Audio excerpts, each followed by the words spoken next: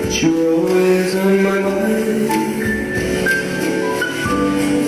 You're always on my mind. Maybe I don't hold you all those lonely moments. And I guess I never told you I am so happy that you're mine.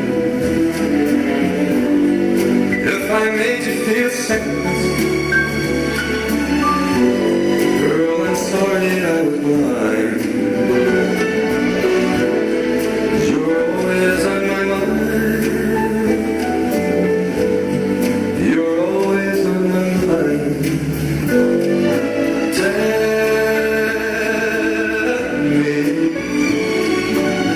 Tell me that your sweet love hasn't died.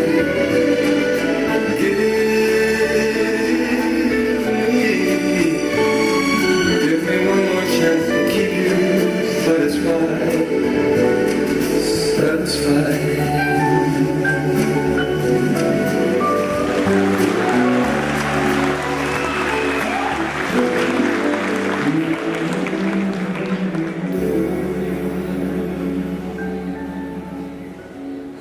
Hello. Okay, good evening everybody. I'm Rajeshwari Vaidyanathan and that's my partner, Shannon Benjamin. Sorry, I'm just trying to catch my breath. It's a pleasure to be here amongst all these bright young minds. What you saw right now would have been quite different from the kind of performances that you would have been used to.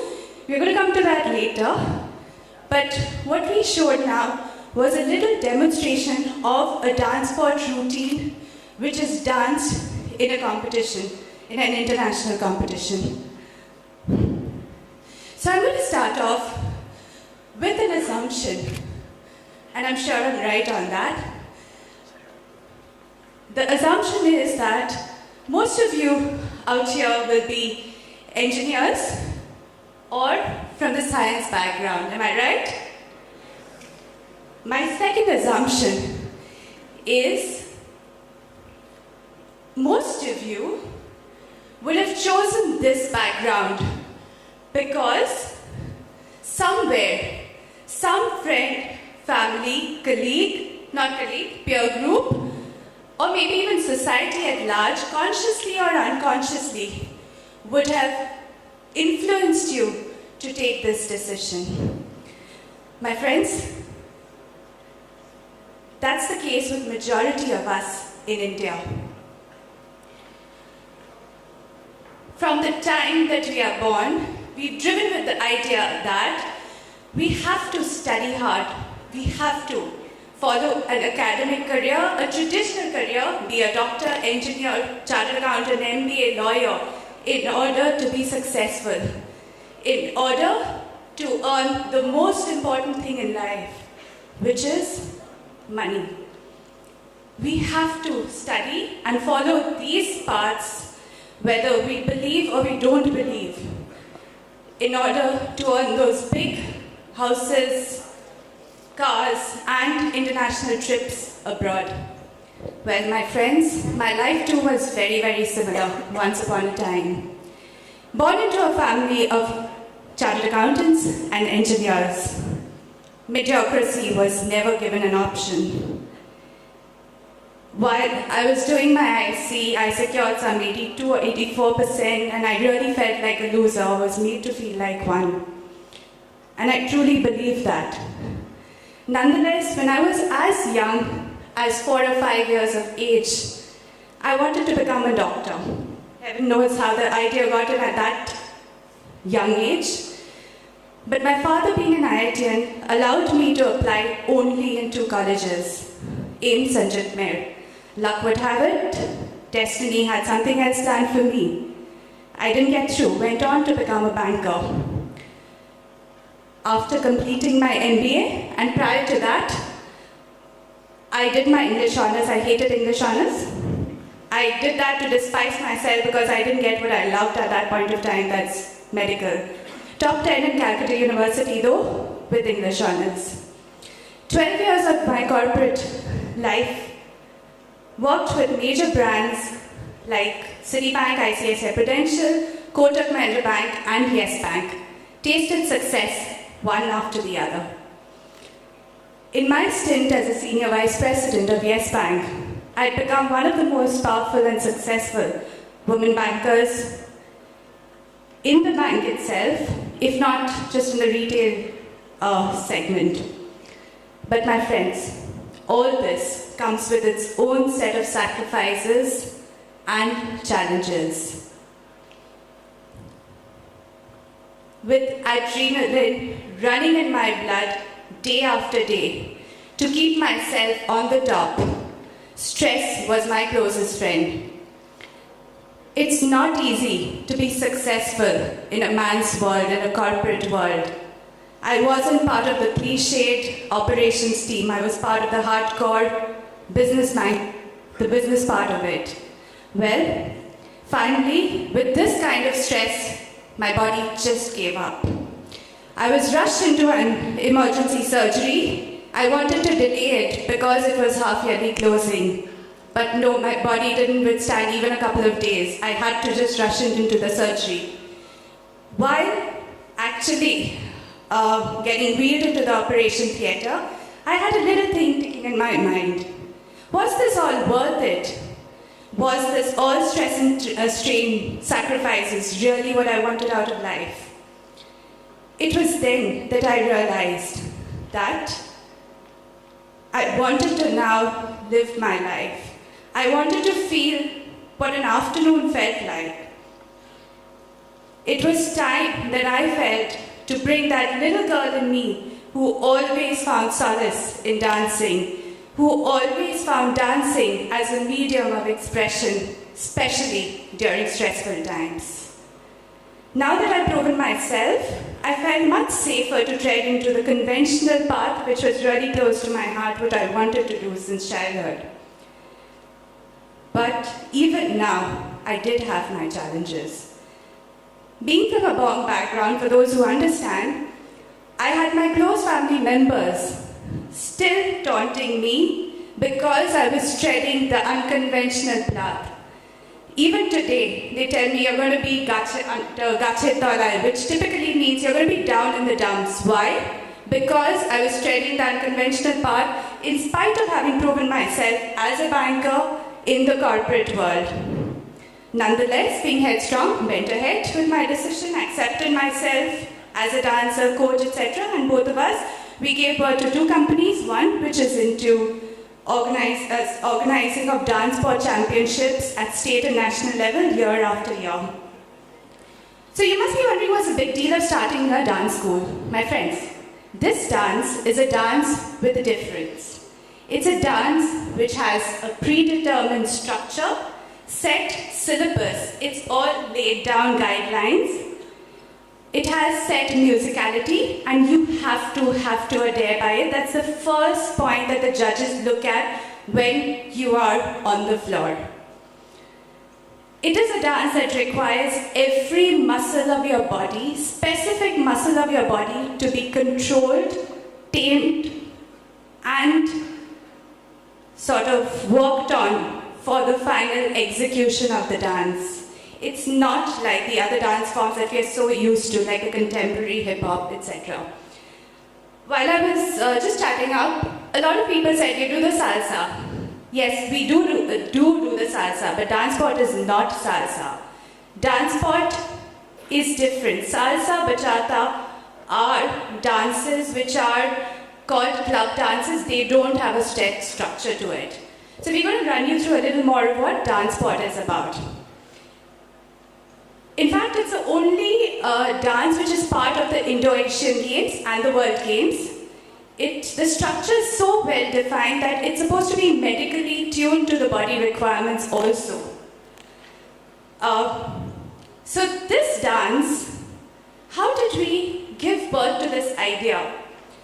So while me and Shannon were traveling abroad and training with our coach, who's an Asia Pacific champion for 8 consecutive years, we incidentally train about twice a year. That's the best we can afford at this point of time. But we realized there's a lot of fervor and enthusiasm which exists around this sport, even in Sri Lanka, but not in India. With so much talent in India, we wanted ourselves to get a good recognition in the global platform. We wanted to create an awareness among people, win over the corporate and the government support, and of course get the true dance sport techniques to India. So that's what we strove to do. What we do, quickly we run you through a little bit about the dances. Before that, Latin has got two categories, dance sport has got two categories to it. One is Latin and one is standard. I've not put the standard down. Latin has got 5 dance forms: the samba, rumba, cha-cha, jive and the paso doble. The standard has got the 2 types of waltz, Viennese and the slow waltz. It's got the quick step foxtrot and the ballroom tango. Each of these dance forms, particularly Latin, has predefined steps to it, a different mood. Samba is a quick dance form, we'll come to that. Cha-cha is again fast. Jive has a different mood to it. We're not going into all the details. And you've got to dance to that specific step. So we'll touch upon 1 or 2 of these dance forms. We have the samba. Samba, I don't know whether you've heard about it, but originates from Brazil. And it's got festivity as its major mood. Celebration and festivity as its major mood. The drum beats from the basis of the musicality. So what I'll do is that I'll introduce a simple samba song, count to it. If you want to join in, you're most welcome.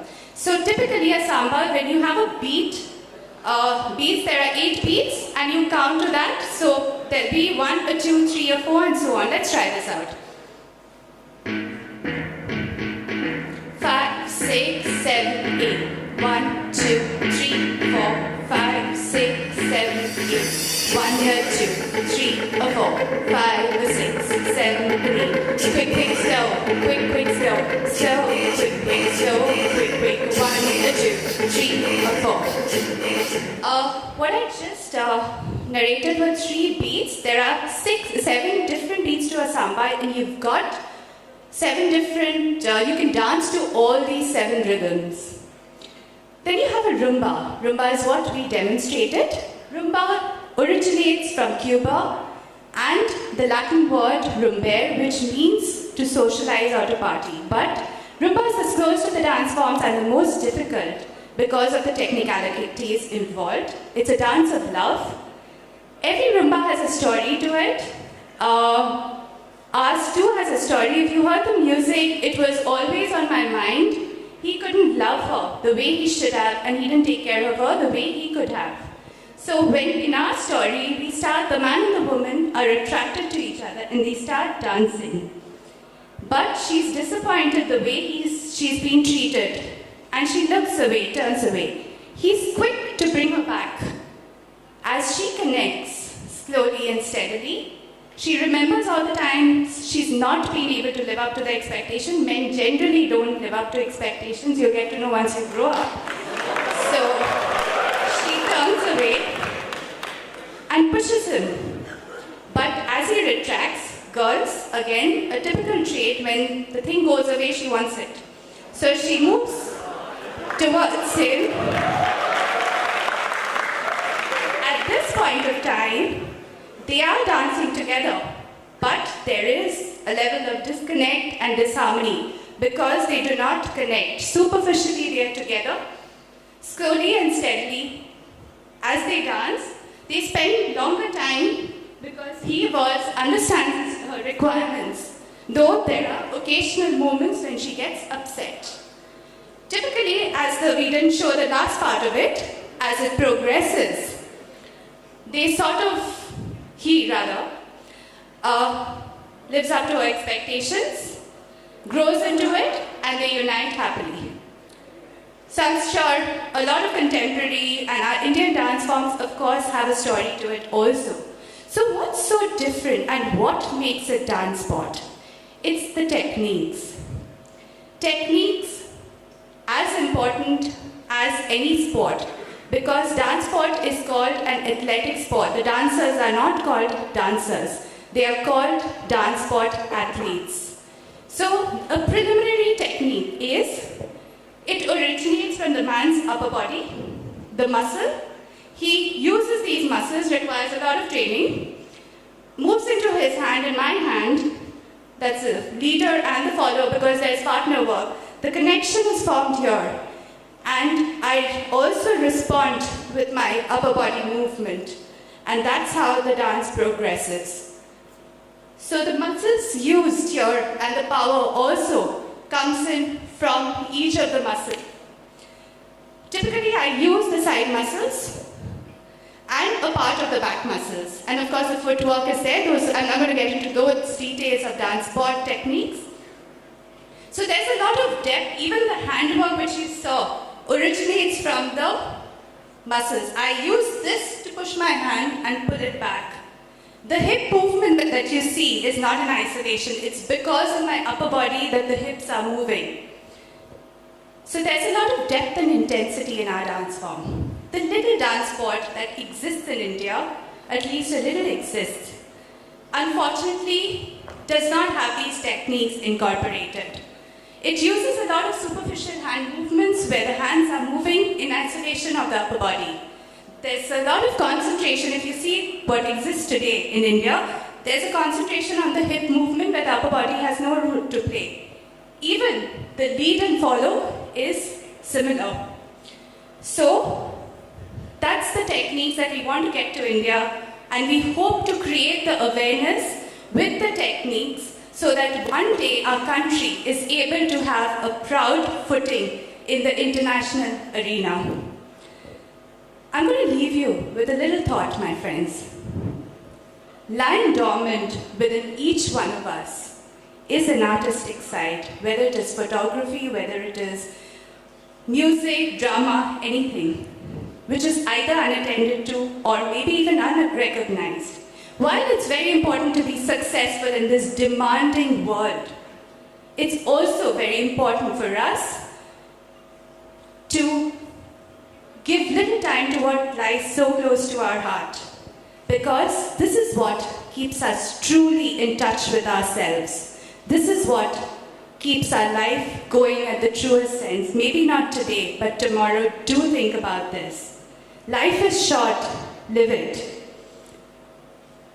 It's never ever too late to pursue your passions and dreams. All the best, and thank you.